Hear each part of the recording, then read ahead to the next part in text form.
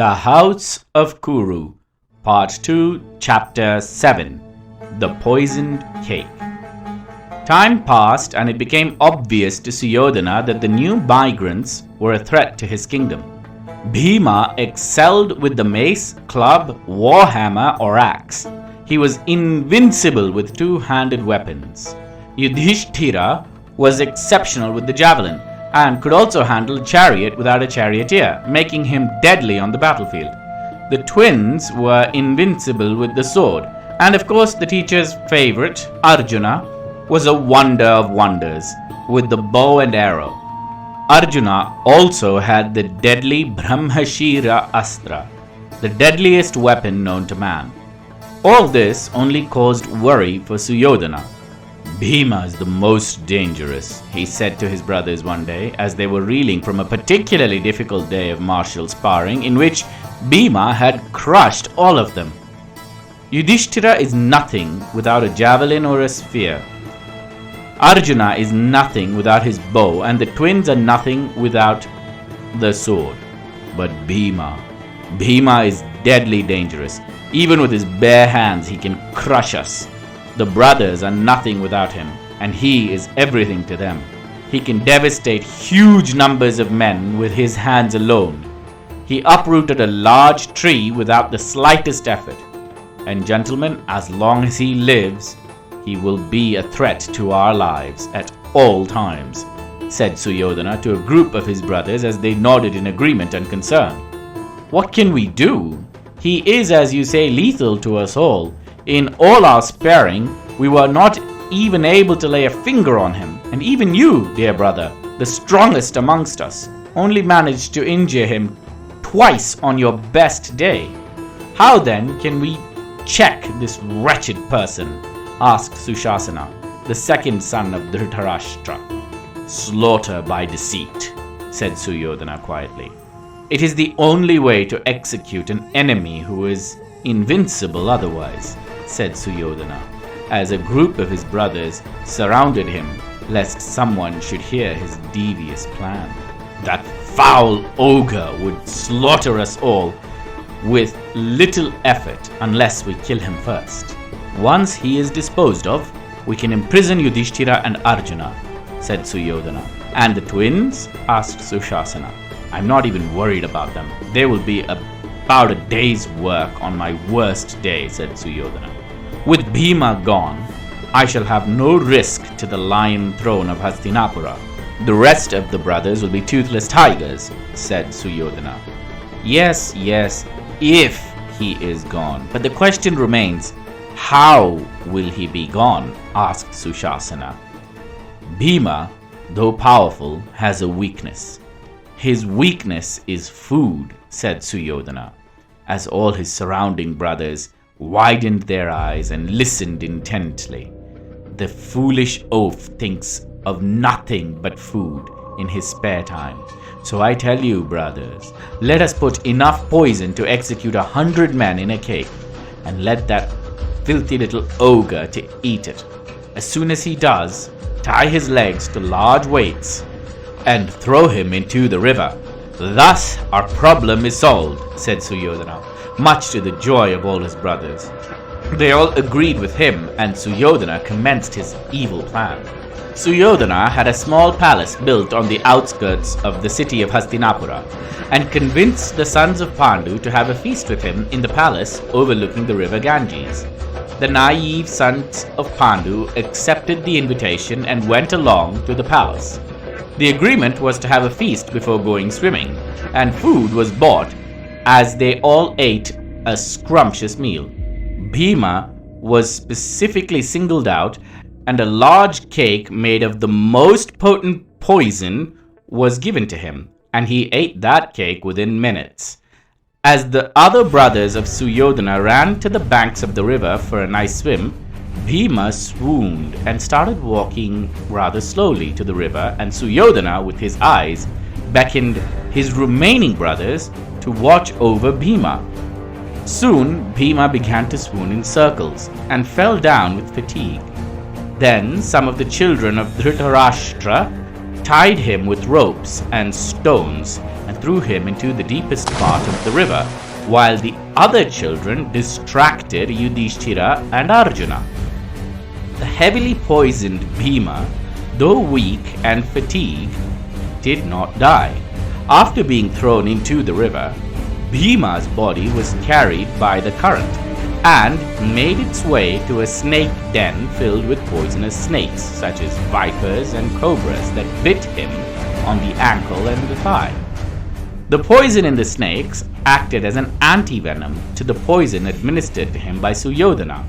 As soon as the poison was neutralized, the son of the wind god Vayu woke up to see weights tied to his legs and snakes biting on his legs and arms.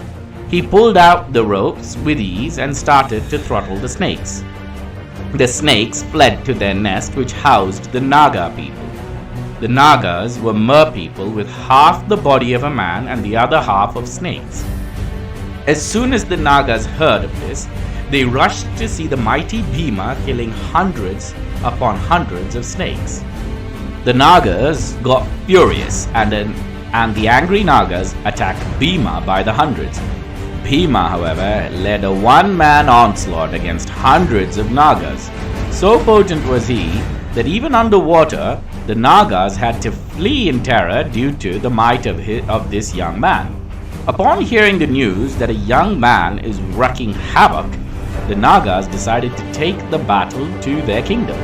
The Nagas lured Bhima to an underwater cave, and then they resurfaced from the cave under the river inside a secret den.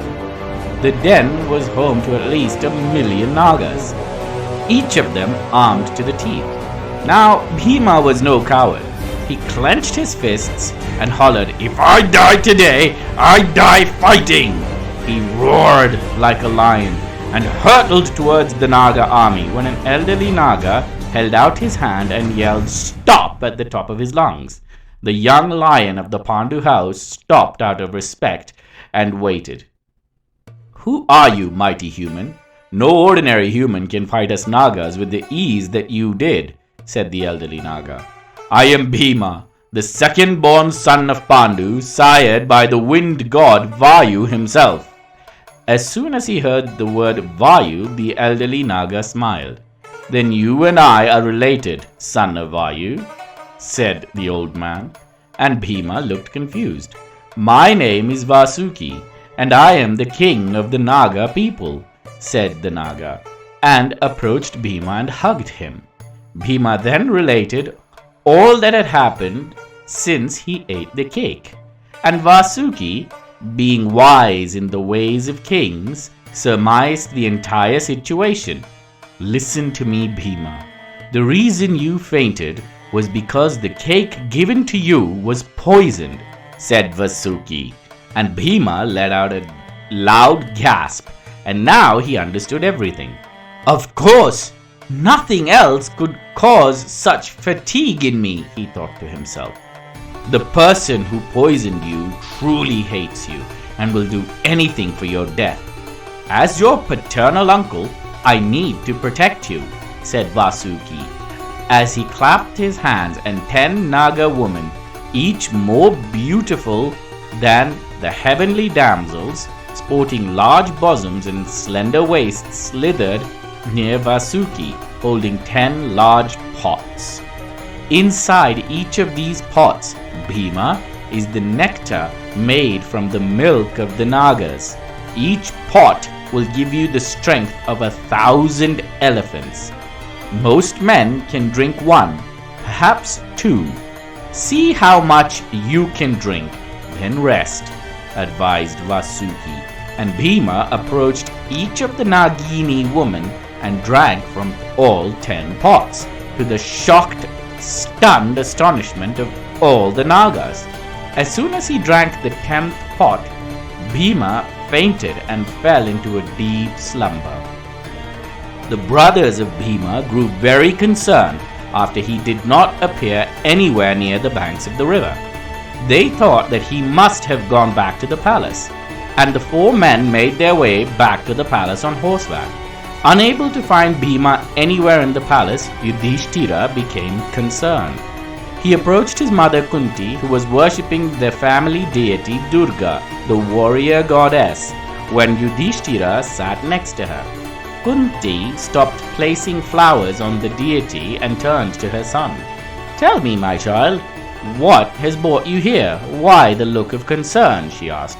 "Mother, my brothers and I went to the swim by the river, and now Bhima is missing. Have you seen him in the palace anywhere?" asked Yudhishthira. Kunti was alarmed as soon as she heard this. "No, son, I have not seen him either," she replied. "Go back to the river and search for him immediately. Look for him everywhere, for Bhima is the guardian of this house. Without Bhima, we shall all fall to ruin," said Kunti, and with a swift nod, Yudhishthira, along with Arjuna, fled on horseback with an arsenal of astras and javelin to the palace by the river, while the twins hunted for him inside the palace walls of Hastinapura. Suyodhana, however, was full of glee and joy, thinking his worst enemy to have been murdered and no evidence whatsoever to suspect him. Suyodhana spent the night in a deep slumber, perhaps the best sleep he has had in a long time. The next day dawned and the children of Pandu began to get very anxious. The brothers spent the entire night looking for the mighty son of Vayu, the wind god, and they had no luck. Arjuna cut through the marshes in the river, while Yudhishthira turned the palace by the river inside out looking for his younger brother, but to no avail. Once the assembly of ministers was complete and King Dhritarashtra bade everyone goodbye for the day, Kunti approached Vidura, the chief minister, and she told him her concerns.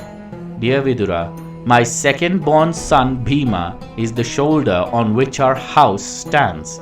If something happens to him, we are all ruined. I know Suyodhana is behind this. He was very envious of Bhima from the day we met. I am certain the cruel-minded firstborn son of Dhritarashtra has done something to my child," said Kunti. "Be very careful, Kunti. You must not accuse Suyodhana now. He will claim treason and kill the rest of your children and imprison you. Anything can happen. We must wait. We must be certain something has happened to Bhima," said Vidura. "Your son Bhima is no puppy. He is one of the strongest men I have ever witnessed. Until we see his body, we cannot make any conclusions. Remember, he is the son of a deity. He cannot be easily conquered," said the wise Vidura. Kunti nodded and agreed that the best course of action was to wait. 10 days passed, and Bhima was in deep slumber in the deepest den of the Naga kingdom. After waking on the 11th day, the Nagas all surrounded him and extolled him. "You now have the strength of 10,000 elephants, making you one of the most powerful humans on earth. You are in strength equal to a god. No human can kill you now, my child, especially not that wicked son of Dhritarashtra," said Vasuki, the elderly Naga. Bhima prostrated and thanked Vasuki, who in turn embraced him. "Go now. Your mother and brothers will be worried. Make haste to Hastinapura," instructed Vasuki. As Bhima nodded, and the Nagas dressed him in fine silk and jewelry and rare metals known only to them, and then Bhima sprinted his way to the kingdom of Hastinapura. As he ran, Bhima could notice he was a lot stronger. He did not get tired as he sprinted, and the earth rocked and thudded with each and every step. He reached the gates of Hastinapura in half the time it would take on horseback. A loud knock was heard on the palace gates, and by the time the second thud was heard, the massive palace gates were thrown out of their hinges by Bhima, who was still getting used to his newfound strength. He ran to Kunti and prostrated on her feet, and Yudhishthira hugged him tightly. We should have never left sight of you, brother. I am so sorry, said Yudhishthira. Arjuna and the twins also hugged their brother, and Bhima related all that happened. I knew it, said Kunti. That vile, wicked son of Dhritarashtra was behind this. Children, from now on be on your guard. The son of Dhritarashtra would do anything to destroy us, warned Kunti, as the children all agreed.